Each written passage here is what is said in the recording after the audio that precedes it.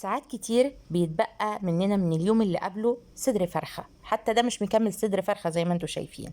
الست الشاطرة بقى اللي تعرف تحول صدر الفرخة ده لأكلة تكفي عيلة كاملة، وفي نفس الوقت تحسسهم ان هم اكلوا في اليوم ده فراخ برضو، مش اللي هو يبقى بقايا فراخ، لا، احس كده ان الأكلة اساسها الفراخ.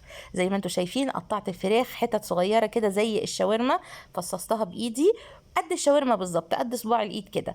وفي طاسه على النار حطيت معلقتين كبار من الزبده وشويه زيت.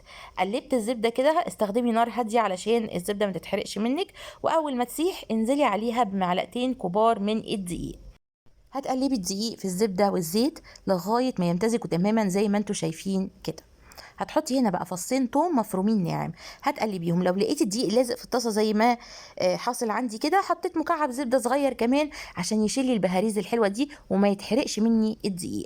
كده كده الزبده بجد بتزود الطعم الغني بتاع الاكله دي.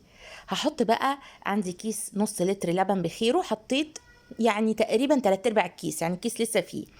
وقلبت شويه الحليب دول. اول ما القوام تقل حطيت معلقه من معجون الطماطم او نص كيس من الصلصه. الناس اللي بتحب الاكياس زي كده انا بقول كمان بالاكياس. ولما لقيتها تقلت تاني نزلت بقى بقيه كيس الحليب اللي هو السعه بتاعته نص لتر، وحطيت كمان كوبايه ميه. يعني انا استخدمت 3 كوبايات من السائل. كوبايتين حليب بقى كوبايه ميه، عايزه ال3 كوبايات يبقوا حليب براحتك خالص. المهم تقلبي لغايه ما القوام يبقى معاكي كده.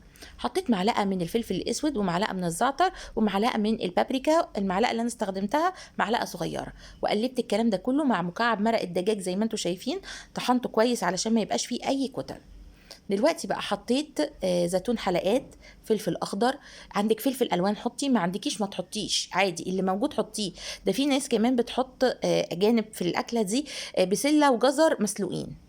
دلوقتي كان عندي 3 شرايح من الجبنه الرومي حطيتهم. طب ما عندكيش جبنه رومي او تركي، حطي عادي الجبنه الموتزاريلا. الاجانب بيحطوا عادي موتزاريلا وساعات بيحطوا البارميجان.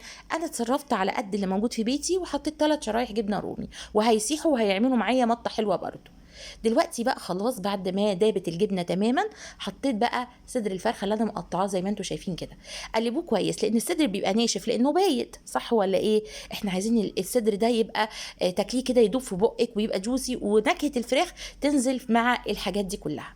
في الاخر خالص نزلت بالمكرونه المسلوقه بتاعتي وقلبتهم تقليبه كل ده في الطاسه، ورحت قافله النار على طول. انا مش عايزه خالص ان الصوص ده يبقى تقيل كده زي البشاميل، لا، عايزاه يبقى سايح زي ما انتم شايفين. رشه زعتر بقى على الوش قبل ما تقدمه، ودوقوا احلى مكرونه بالبينك صوص والفراخ. وما شاء الله الفراخ كتيره زيها زي المكرونه وحبوها جدا.